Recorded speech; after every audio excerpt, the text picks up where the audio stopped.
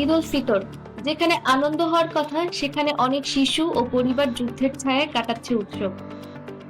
Syria, Lebanon, ফিলিস্তিন এবং ইরানে হাজার হাজার মানুষ এখন শরণার্থী শিবিরে যা ছিন্নমূল হয়ে দিন কাটাচ্ছে।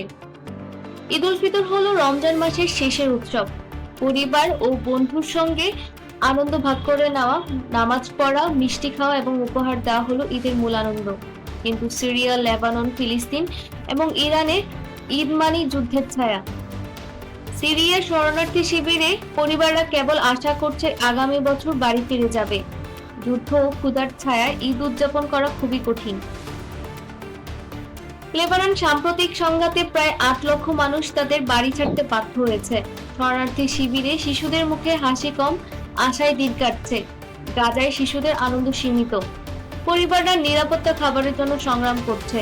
ইরানের সীমান্তবর্তী অঞ্চলগুলোতে পরিবারগুলো ত্রাণ, নিরাপত্তার জন্য লড়ছে। শিশুদের আনন্দের খেলা বাদ দিয়ে তারা কেবল জীবন ও ভবিষ্যতের জন্য অপেক্ষা করছে। স্বাস্থ্য ব্যবস্থা দুর্বল, বিদ্যুৎ ও পানির ঘাটতি, সব মিলিয়ে ঈদ উদযাপন প্রায় অসম্ভব। অন্যদিকে বিশ্বের অনেক স্থানে ঈদ কাটে আনন্দ আর উল্লাসে।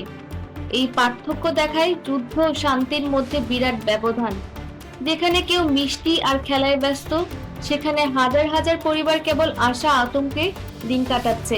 ঈদ মানে আনন্দ, কিন্তু সিরিয়া, লেবানন, ফিলিস্তিন এবং ইরানের সংকটের ছায়ায় উৎসব করছে।